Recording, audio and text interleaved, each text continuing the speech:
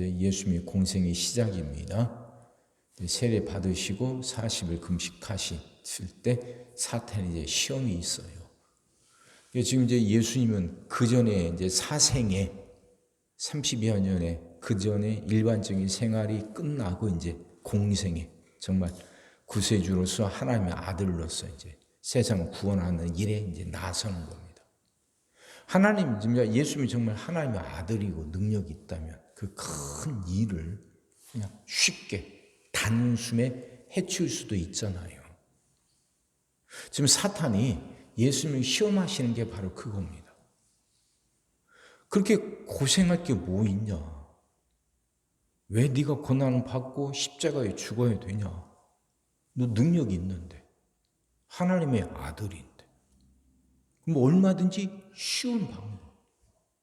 또 시간이 오래 걸리지 않고 단숨에 이룰 수 있는 방법들이 얼마나 있지 않느냐. 이 시험이에요. 참 그럴듯하지 않습니까?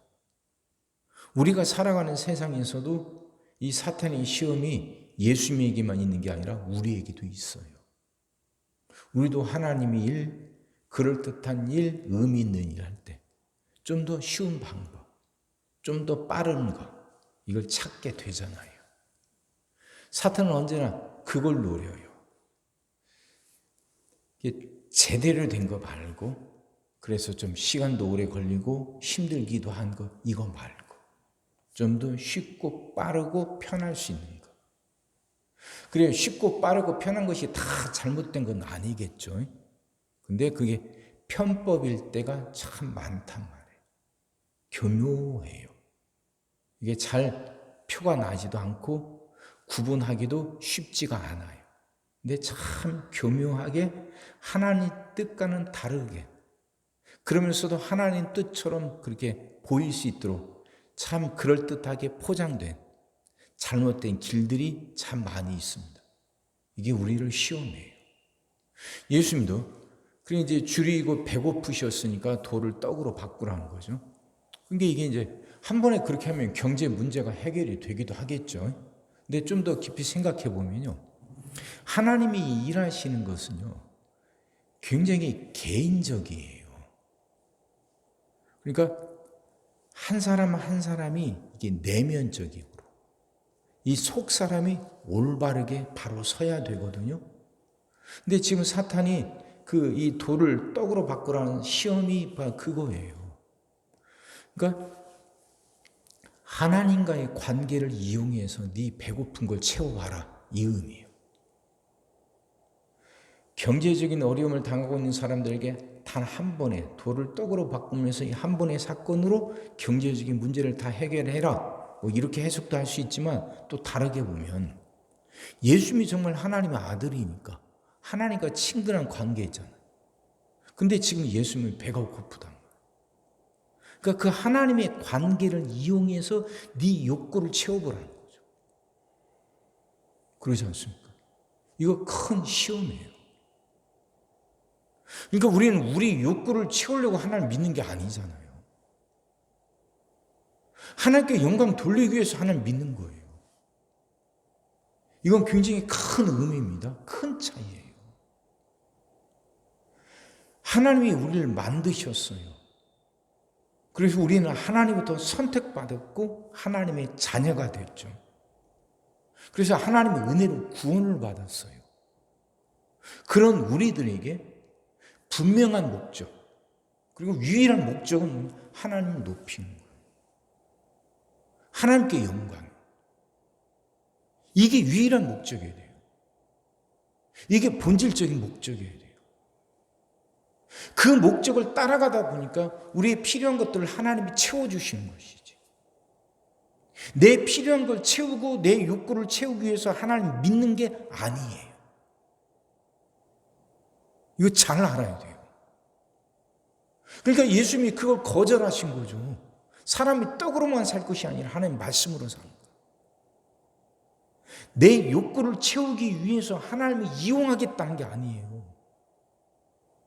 그걸 성경이 말하는 올바른 신앙이 아니에요. 많은 사람들이 그거 괜찮게 생각해요.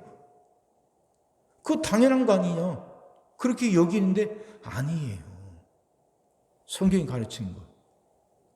하나님께 영광이에요. 이게 유일한 목적이에요. 이걸 따르다 보니까 하나님의 은혜로 내 필요한 것들을 채워주시는 것이지. 내 필요한 것들을 채우기 위해서 하나님을 믿는 게 아니라는 거예요. 이거요. 두 번째는 이제 마태복음하고 순서가 좀 다르죠. 두 번째는 자기한테 절하래요, 사탄이. 그러면 모든 권세를 다 주겠대. 권세를 위해서 권세를 잡으라는 거죠. 그러니까 목적이 틀려요. 고난과 섬기면서 그렇게 살지 말고 권력의 중심에 더 빠르게 가고, 그래서 권력을 위해서 권력을 줘보라, 그 얘기죠. 자, 무슨 의미냐면 정치하는 사람들이요, 말은 참 그럴듯하게 포장을 해요. 근데 그 속을 뚫어다 보면 말은 민족을 위하고 국민들을 위한다 하지만 그 속을 들여다보면 자기가 권력을 쥐고 싶은 욕심이 클 경우가 더 많잖아요. 자기가 권력을 갖고 자기가 힘을 갖고 싶은 거예요. 그러라는 거예요. 어렵게 힘들게 하지 말고 네가 힘을 갖고 네가 힘을 휘두르 봐라. 그 시험이죠. 두 번째 시험. 근데 예수님이 그걸 물리치십니다. 아니라는 거예요. 아니라는 거. 세 번째는 이제 성전에서 뛰어내려 보라 하는 거죠. 그때 예수님은 하나님을 시험하지 말라 하면서 그 사탄을 물리치십니다. 그래요. 살아가면서 정말 하나님이 내 기도를 들으실까? 하나님이 정말 나를 사랑하실까? 이게 믿어지지 않고 먼 이야기처럼 들리고 그럴 때 있죠. 하나님을 시험하고 싶을 때가 있어요. 정말 그런가? 근데 하나님을 시험하지 말라 하는 겁니다. 하나님을 시험한다는 것, 하나님의 그 능력을 믿지 않는다는 거죠. 뭔가 증거가 있고 뭔가 분명한 거기에 우리가 뭔가 보게 된다면 참 좋을 것 같기도 해요. 지금 답답하고 암담한데 하나님이 정말 살아계시고 능력이 있고 나를 사랑하신다면 이 문제가 해결될 거라고 내가 믿을 수 있는 뭔가 증거가 주어졌다면 참 좋을 것 같다.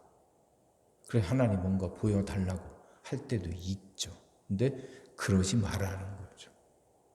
그렇게 뭔가 증거를 요구하고 하는 건 하나님을 시험하는 것이고 하나님을 시험하는 건 그건 믿음이 없다는 거예요.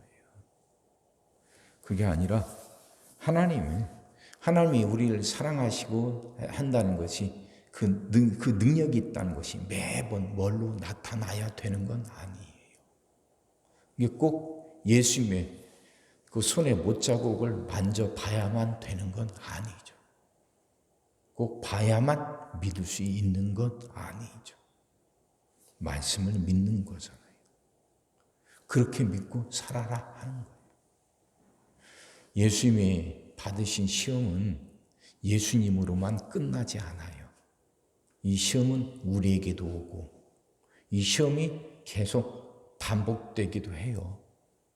우리가 이 시험을 분명하게 통과하지 못한다면 이 시험은 계속 반복되기도 해요.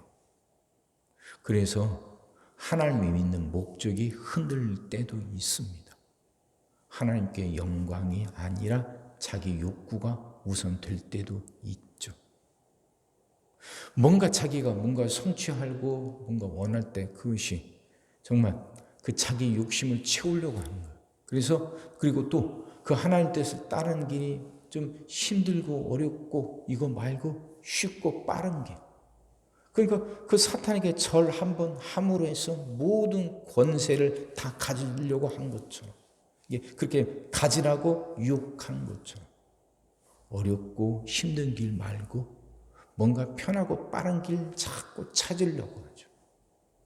또 뭔가 자꾸 봤으면 좋겠다. 뭔가 그런 증거들.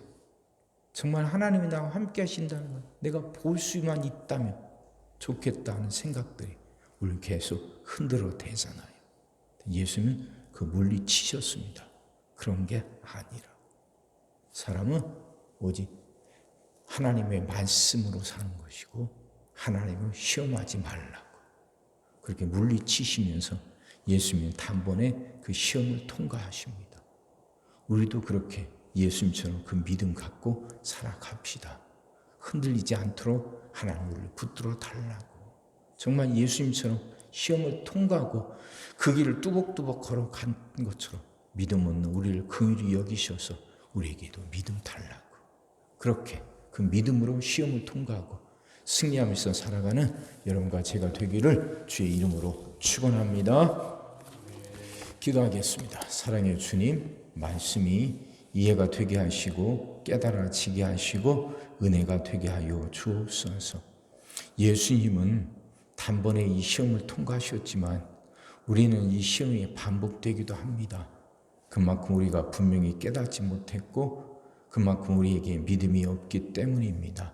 하나님 이런 우리를 긍휼히 여기시고 불쌍히 여기사 우리에게 믿음을 더하여 주옵소서. 분명히 깨닫게 하여 주옵소서. 언제든 하나님이 우선이게 하여 주시옵소서. 또한 우리가 쉽고 빠른 길보다는 하나님이 가르쳐 주시고 말씀이 가르쳐 주시는 그 올바른 길을 걷게 하여 주옵소서. 비록 그 길이 더디고 힘들다 할지라도 하나님 편법이 아니 정도를 걸을 수 있는 우리들 되게 하여 주옵시고 하나님을 시험하지 않게 하여 주옵소서. 분명하게 보이지 않고 손에 쥐어지는 게 없다 할지라도 말씀 하나 붙들고 그 길을 뚜벅뚜벅 걸어갈 수 있는 우리들 되게 하여 주옵소서. 그렇게 믿음을 더하여 주시옵소서. 오늘도 우리 모든 성도들 위해 기도합니다. 한 사람 한 가정 빠짐없이 일일이 찾아가셔서 오늘도 함께 하시고 은혜 내려 주옵소서. 가정들이 다 평안하게 하시고 식구들이 다 건강하게 하시며 생업이 다 형통하게 하시고 문제들이 다 해결받게 하여 주옵소서. 우리 자녀들을 하나님 축복하시고 우리 자녀들의 앞길을 열어 주옵소서. 우리 자녀들이 하나님을 사랑하게 하시고 말씀을 지키게 하시며 하나님께 영광 돌리는 일꾼들로 살아가게 하여 주옵소서. 하나님 우리에게 새날을 허락하여 주시옵소서. 성도들은 질병을 이겨내고 물질의 어려움을 극복하고 수많은 문제들을 해결하며 살아가게 하시고 교회 안에서는 예배가 살아나 빈자리가 가득 채워지며 언제나 생명의 역사가 일어나게 하시고 이 나라 안에서는 국민들이 분별력 갖고 올바른 지도자를 선출하게 하셔서 다시는 이런 혼돈이 반복되지 않게 하시고 나라가 안정을 찾고 부강해지게 하여 주시옵소서. 오늘도 모든 성도들 눈동자처럼 지키시고 복된 길로 인도하여 주옵소서. 믿사옵고 예수님의 이름으로 기도하옵나이다. 아멘.